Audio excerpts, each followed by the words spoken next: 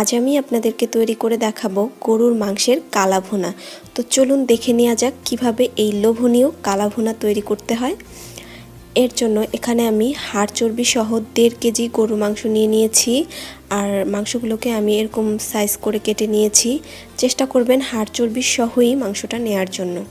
এখন আমি এর মধ্যে দিয়ে দিচ্ছি 1 কাপ থেকে একটু বেশি পেঁয়াজ কুচি, আর পেঁয়াজটাকে একটু মোটা করে কুচি করে নিতে হবে। এখন দিয়ে দিচ্ছি 1/2 কাপ থেকে একটু বেশি পেঁয়াজ বেরেস্তা, আর পেঁয়াজ বেরেস্তাটা কিন্তু অবশ্যই দিতে হবে। দিয়ে দিচ্ছি 1 টেবিল চামচ পরিমাণ আদা বাটা আর 1 টেবিল চামচ পরিমাণ রসুন বাটা। কয়েকটা লং দিয়ে দিচ্ছি, 3-4টা সবুজ এলাচ, 3-4 টুকরো দারচিনি আর একটা বড় এলাচ, 2টো তেজপাতা আমি মাঝখান থেকে এভাবে ছিঁড়ে দিচ্ছি। দিয়ে দিচ্ছি 3 টেবিল চামচ পরিমাণ টক দই, অবশ্যই টক দইয়ের পানিটা আগে থেকে ঝরিয়ে নিতে হবে। দিয়ে দিচ্ছি 1 চা চামচ পরিমাণ গোলমরিচের গুঁড়া। দিয়ে দিচ্ছি 1 টেবিল চামচ পরিমাণ লাল মরিচের গুঁড়া, তবে ঝাল কম খেতে চাইলে কম দিতে পারেন, তবে কালাভুনাটা অনেক ঝাল ঝাল হয় তাই আমি বেশি দিচ্ছি। দিয়ে দিচ্ছি স্বাদমতো লবণ। দিয়ে দিচ্ছি 1 চা চামচ পরিমাণ হলুদের গুঁড়ো। দিয়ে দিচ্ছি 1 চা চামচ পরিমাণ জিরার গুঁড়ো। দিয়ে দিচ্ছি 1 চা চামচ পরিমাণ ধনিয়ার গুঁড়ো। আর দিয়ে দিচ্ছি 1/2 কাপ পরিমাণ সরিষার তেল, অবশ্যই সরিষার তেলটাই ব্যবহার করতে হবে এই পর্যায়ে। তো এই সব কিছুকে আমি হাত দিয়ে খুব ভালোভাবে মেখে নিব।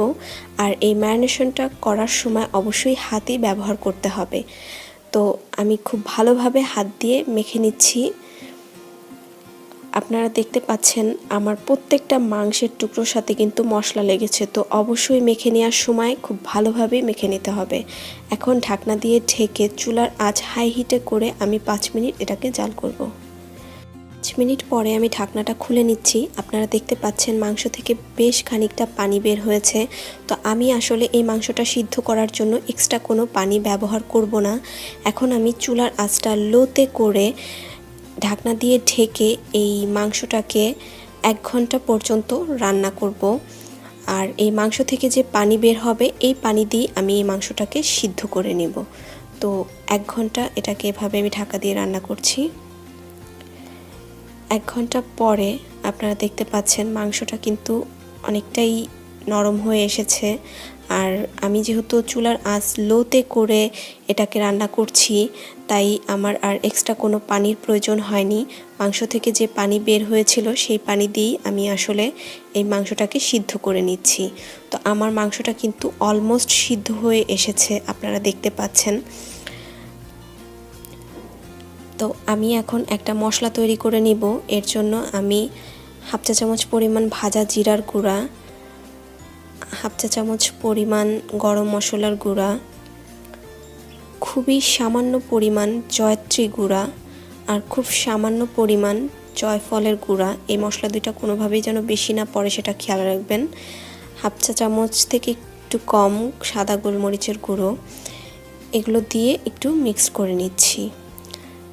এখন এই গুঁড়া মশলাটাকে আমি সরাসরি মাংসের মধ্যে দিয়ে দিচ্ছি। আর আপনারা চাইলে গুঁড়ার পরিবর্তে বাটা মশলাও ব্যবহার করতে পারেন, তবে অবশ্যই পরিমাণটা খেয়াল রাখতে হবে।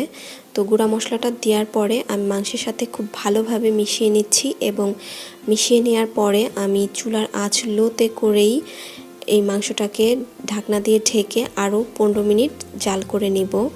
তো 15 মিনিট পরে অন্য একটা হাঁড়িতে 3 টেবিল চামচ পরিমাণ তেল নিয়ে নিয়েছি। তার মধ্যে আমি 2টো বড় সাইজের দেশি পেঁয়াজ, কয়েক কোয়া রসুন কুচি আর কয়েকটা শুকনো মরিচ মাঝখান দিয়ে ফাটিয়ে নিয়েছি। এগুলোকে আমি হালকা একটু লালচে করে ভেজে নিব। এটা আমি মাংসে বাগার হিসাবে ব্যবহার করব। তো খুব বেশি লাল করে ভাজতে হবে না, একটু হালকা বাদামি কালার আসলেই হয়ে যাবে। তো আমার কাঙ্ক্ষিত রং চলে এসেছে। আমি এখন এটাকে সরাসরি মাংসের মধ্যে ঢেলে দিচ্ছি। আর আপনারা দেখতে পাচ্ছেন মাংসটাও কিন্তু সিদ্ধ হয়ে গিয়েছে। এখন এই বাগারটা দেওয়ার পরে বাগারটাকে খুব ভালোভাবে মাংসের সাথে মিশিয়ে নিতে হবে। আর এই মাংসটা সিদ্ধ করার জন্য আমার কোনো রকম ভিনেগার বা অন্য কোনো কিছুর প্রয়োজন হয়নি, তবে আপনাদের মাংস সিদ্ধ হতে যদি সময় বেশি লাগে তাহলে আপনারা ভিনেগার ব্যবহার করতে পারেন। তো বাগার দেওয়ার পরে 5 মিনিট ঢাকনা দিয়ে জাল করার পরে এখন এটাকে আমি চুলার আঁচটা বাড়িয়ে দিয়ে একটু ভাজা ভাজা করে নিব। তো কালা ভুনার সেই কাঙ্ক্ষিত রঙটাও কিন্তু আমাদের চলে এসেছে, আপনারা দেখতে পাচ্ছেন। তো আমি এখন চুলার জালটা বন্ধ করে দিচ্ছি, কারণ আমার কালা ভুনাটা এখন পুরোপুরি রেডি। আমি একটা সার্ভিং ডিশে কালা ভুনা তুলে নিয়েছি। আপনারা দেখতে পাচ্ছেন কি পরিমাণে লোভনীয় হয়েছে এটা। আসলে ঘরে তৈরি করলেই আপনারা বুঝতে পারবেন এটা আসলে কতটা মজাদার একটা খাবার। আশা করি আপনাদের কাছে রেসিপিটা ভালো লেগেছে এবং সহজ মনে হয়েছে। ভালো লাগলে লাইক কমেন্ট শেয়ার দেওয়ার অনুরোধ রইল, আর আমার চ্যানেলটি প্লিজ সাবস্ক্রাইব করবেন। আজকের মতো এখানেই বিদায় নিচ্ছি। সবাই অনেক অনেক ভালো থাকবেন। আল্লাহ হাফেজ।